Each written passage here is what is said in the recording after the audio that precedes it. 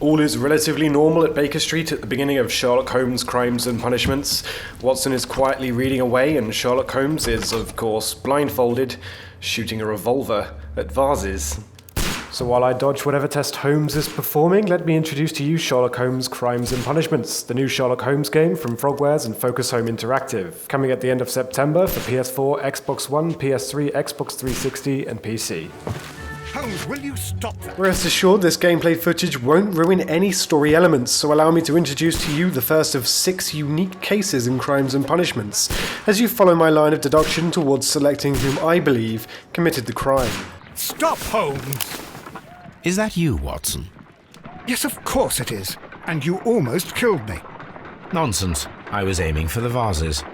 Blindfolded? Watson, quiet, please. I'm trying to concentrate. Fans of the original Sherlock stories will remember his ability to recognize a person by their gait. Ah, Lestrade. What is it this time? He can see me. Well, here it is, and it's a good one, Mr. Holmes. A gentleman by the name of Peter Carey. Holmes begrudgingly endures a back and forth with Lestrade, hearing the details of the case. So let's now take a look at the richly detailed Baker Street apartment before heading to Holmes' seldom used bedroom to pick up the appropriate dress for the case. No costumes for the moment, at least not yet. Holmes' wardrobe holds all the secrets to his disguises, but we're looking for a casual suit in this case. Once we've picked the suit, it's off to the crime scene.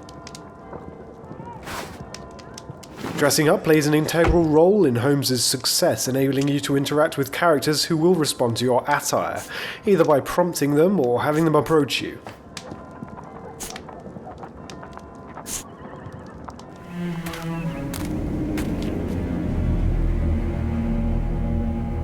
Mr. Holmes, I'm over here. Come on. Created with Unreal Engine 3, welcome to the particularly beautiful garden of Mrs. Carey, who, unlike the perp, just can't seem to pin her husband down. Let's avoid the bureaucratic procrastination of the police and head straight to Mrs. Carey. I'm able to go into first person, useful for getting a closer look at your surroundings, or simply if it fits your playstyle a little better. Now let's meet Mrs. Carey and enjoy some of the voice acting in Sherlock Holmes' Crimes and Punishments. Inspector Lestrade, when will you remove my husband's body? It's sacrilegious to leave him here like this. As soon as we can, Mrs. Carey, I assure you. Allow me to introduce you to Mr. Sherlock Holmes. He's a detective. No doubt you've heard of him. I'll wait for you in front of the cabin, Mr. Holmes. My condolences, Mrs. Carey. Thank you, Mr. Holmes.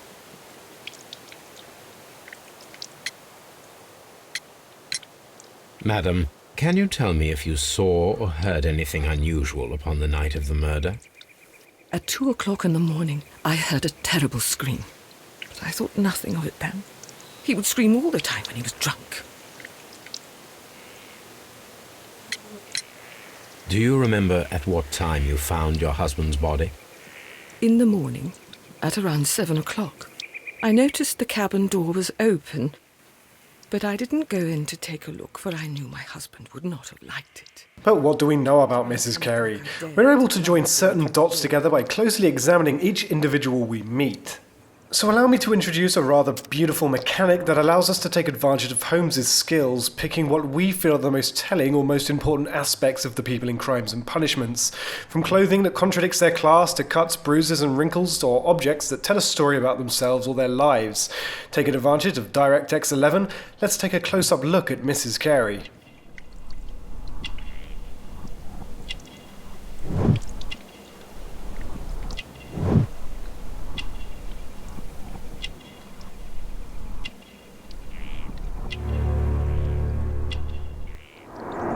He was different, wasn't he, when you first met him upon your return from Plymouth?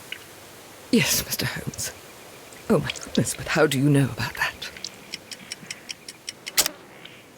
At this point, Holmes begins to use some of the character details obtained through close examination of Carey, much to her surprise. However, this is no mere automatic process. It's up to you to pick the evidence that supports Holmes' claim via the aforementioned QTE. Maine is from Plymouth. I believe that you met Peter Carey as a young sailor there, and you married him soon afterwards. That is indeed what happened, Mr. Holmes. How extraordinary.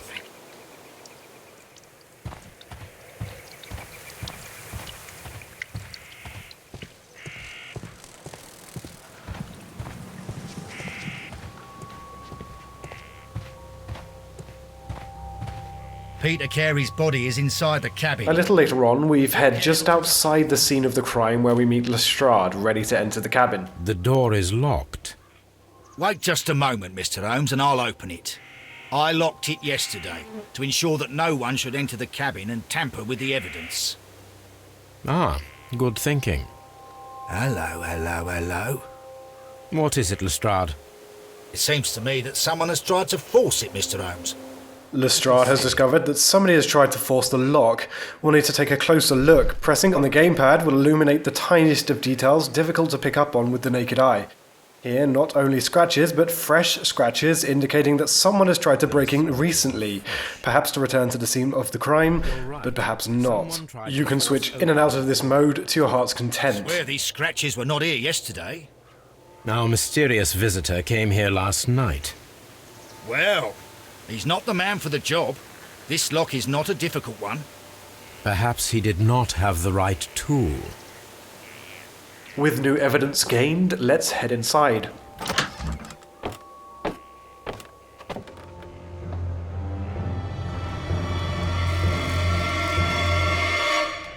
What a terrible way to die.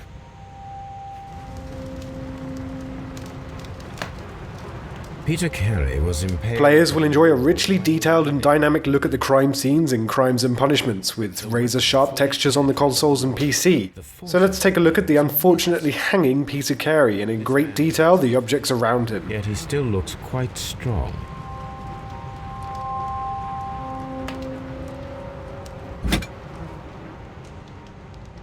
This blood is from the pool underneath the dead body.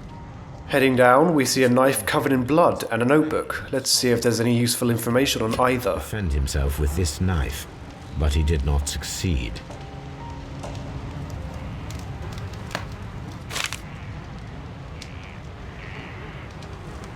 Examining objects with 360-degree manipulation and razor-sharp textures allows us to seek evidence all over something we find in the world. The pattern of the blood stain indicates that the notebook was not lying on the floor prior to the crime, but it was dropped into the pool of blood after the death of Peter Carey. JHN are probably the initials of the owner of this notebook. Inside, a list of initials and numbers, but we've seen nothing so far that makes sense of this. But what? Once we're happy with our inspection of the body and everything immediately surrounding him, we need to take a good look at the cabin. Let's go into first person and get a brief overview of the types of things we'd like to look at and if there's anything immediately suspicious.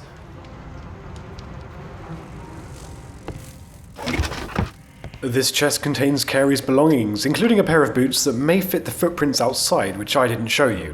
Give it a try yourselves. Interesting. Peter Carey's boots. They look to be a size 8.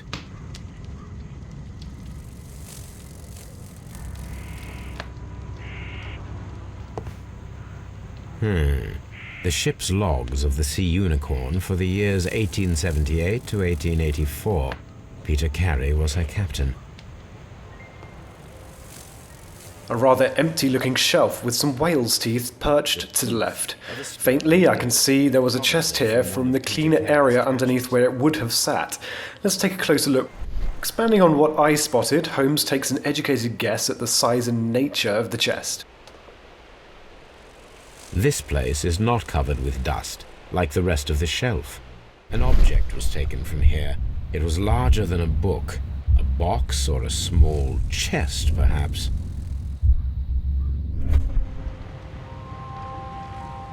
Someone drank from this glass recently. The initials PC have been crudely burned. A sailor's work. On the table, there's a pouch. Manipulating the object with the thumbsticks, I'm able to look inside and see that it's clearly a tobacco pouch. Holmes recognizes the scent, but to gain a clear picture, I have to arrange these shapes to form an image as part of the picture Holmes associates with the aroma. I won't show you how to do this, you'll have to solve it yourselves.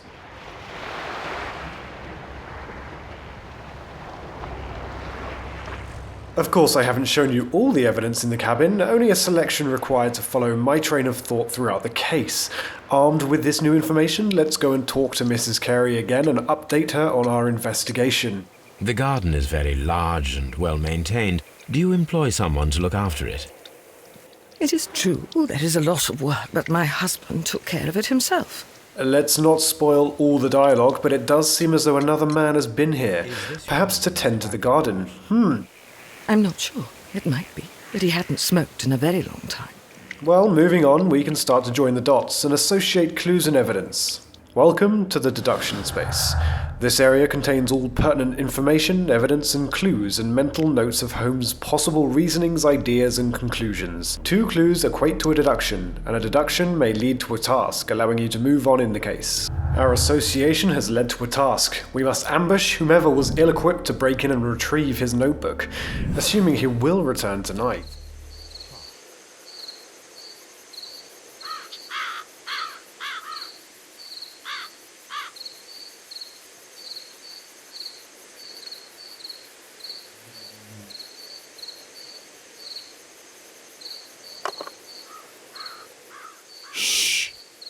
Did you hear that? A noise, and hey presto, a new suspect. A suspect who was certainly at the scene of the crime, as evidence suggests, but now we need a motive, despite Lestrade's eager temperament. There's someone there.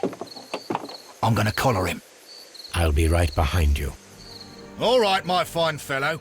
Who are you and what are you doing here? You're detectives, I suppose. You imagine that I'm connected with the death of Captain Carey. I assure you I'm innocent. Innocent? And what are you doing in his cabin? Shall I tell you?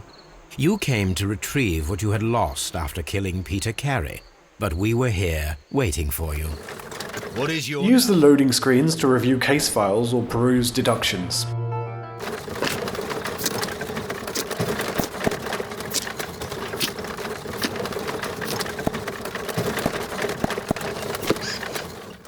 We've reached Scotland Yard, the central hub for criminal evidence, interrogation, and, Holmes would argue, incompetence. With each case, we must review the collected physical evidence and interrogate the suspects. Holmes, can I help him? Good morning, Constable. I would like to speak to the fellow who was arrested at Woodman's Lee last night. Ah, the young man. He's waiting in the interrogation room. You can go straight through. His belongings are held in the evidence room. Thank you.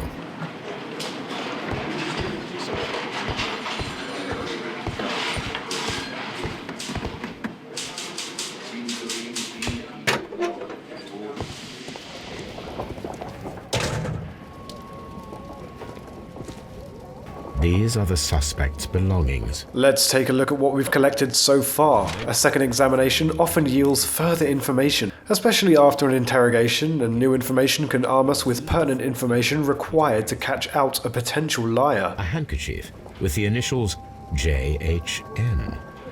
Along with what we've collected are the suspect's belongings, in this case a ring and handkerchief matching the initials of the notebook. From R. Dawson.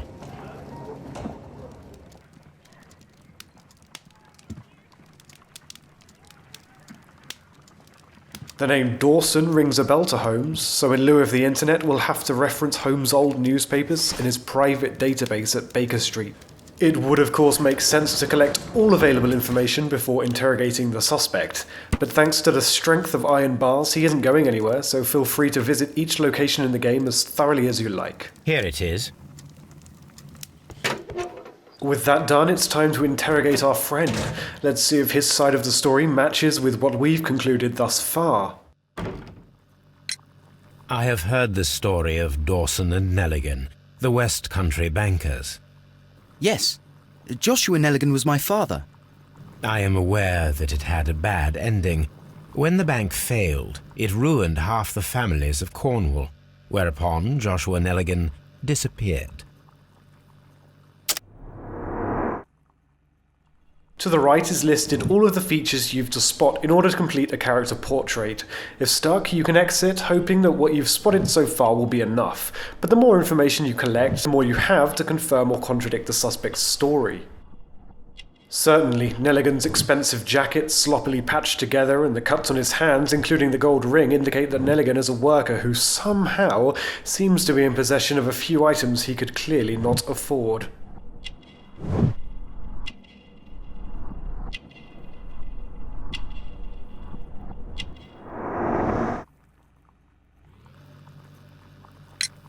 Does this notebook belong to you? Yes. But where did you find it? I did not know... I thought I'd lost it at the hotel. Developer Frogwares have painstakingly animated telling, emotive expressions on all of the characters in Crimes and Punishments, ensuring that, if lying, a suspect may leave a few telling signs, or if they're an especially good actor, it may lead you down the wrong path. The sea knife was found near Carey's body. Tell me, Mr. Nelligan, did Mr. Carey try to defend himself or to attack you with it? I don't know. I didn't kill anyone. The police seized this valuable ring from you. Whose is it? I didn't steal it from anyone. It has always belonged to me.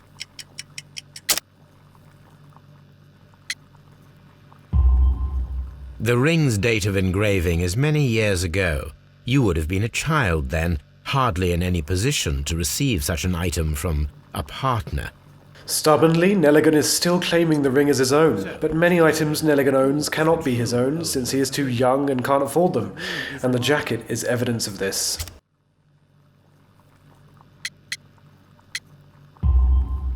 No, Mr. Nelligan. I believe that the ring had belonged to your father. Oh, but how do you know? The jacket you are wearing is made of an expensive fabric that only a man of exceptional wealth could afford. You do not seem to me to be a rich man, Mr. Nelligan. Furthermore, the garment is ill-fitting. It is quite clear that it belonged to someone else, most probably your father. With your father gone and taking with him the family's wealth, as a little boy you had to find yourself a manual job, and it was most probably cleaning fish. You cut your hands often while working. I can tell from the scars. I'm speechless, Mr. Holmes. It all happened exactly as you say. We conclude that Nelligan certainly did break in to retrieve his or his father's notebook, which may prove that Nelligan is the murderer. However, there is still one question that must be asked. Could Nelligan muster the strength to harpoon a man to a wall? This, with aid of Watson, requires an experiment. A spot of whaling, Watson? Would you care to take part? Are you serious? No, but we do need to clarify what happened on the night of Black Peter's murder. A reenactment, then? Is something bothering you? The sailor's knife, Watson. Why was it on the floor? Peter Carey attempted to defend himself? It is possible, but if that is the case, then it alters many things. I don't quite follow you. Tell me, my friend, what is the animal closest to man, morphologically, I mean? Holmes, you should aim for the mark in order to perform the most reliable test. This is one of the many contextual minigames in Crimes and Punishments. Here we have to gauge the required strength to pierce a man's body with a harpoon.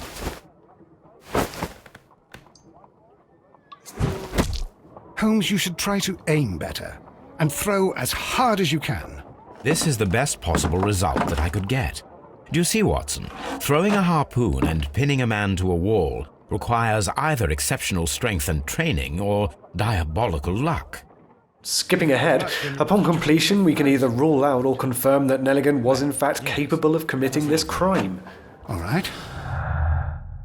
Perhaps it was a lucky throw, but through Carey's association to Nelligan, isn't it possible that Nelligan picked up the required skills to get such a lucky shot?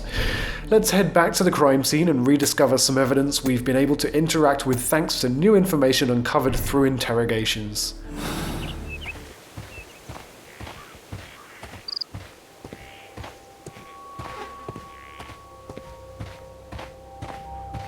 "1883. That's the one I need.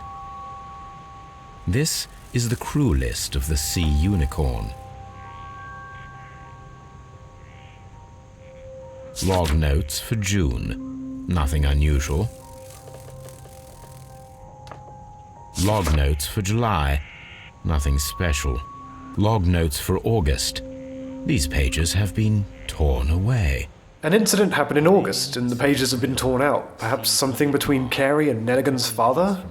Remember, there are more suspects to interrogate and more locations to visit in this case. There's more evidence and more to find. How about Hurtley, the gardener? Reaching your ultimate conclusion is a matter of choosing conclusions that best fit the assumptions you've made throughout examining all the details of the case. There are multiple suspects for every case, and you'll only be able to follow them to a conviction if you've found the evidence required to implicate them. Miss out on valuable evidence, and you may find it impossible to convict the right suspect. As the picture grows clearer, you will eventually be presented with an ultimate conclusion, a perpetrator who you must either absolve by showing some understanding as to the reasons behind his supposed actions, or condemn by handing him over to Lestrade. However, it is entirely possible to condemn or absolve the wrong person. You will only be able to convict or absolve one suspect per case. It isn't necessary to gather every clue in the game to progress, but different clues will lead to different conclusions, ultimately leading to a suspect. If you don't gather all the clues in a case, you won't be able to achieve the highest detective score, and Holmes will face certain consequences. Once you've decided who to convict, you'll be required to make a moral choice based on what you've learned about the case and character. Condemn or absolve. Turn the bond certificates, and you threatened to call the police. Peter Carey was drunk. He drew his knife. In panic, you took the harpoon and made your lucky throw in self-defense. Put that in your report, Lestrade.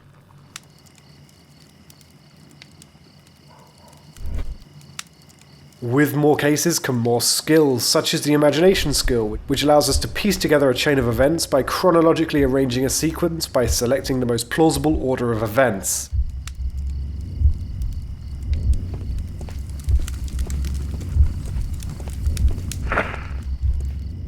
Judging the likelihood of the order is entirely up to you.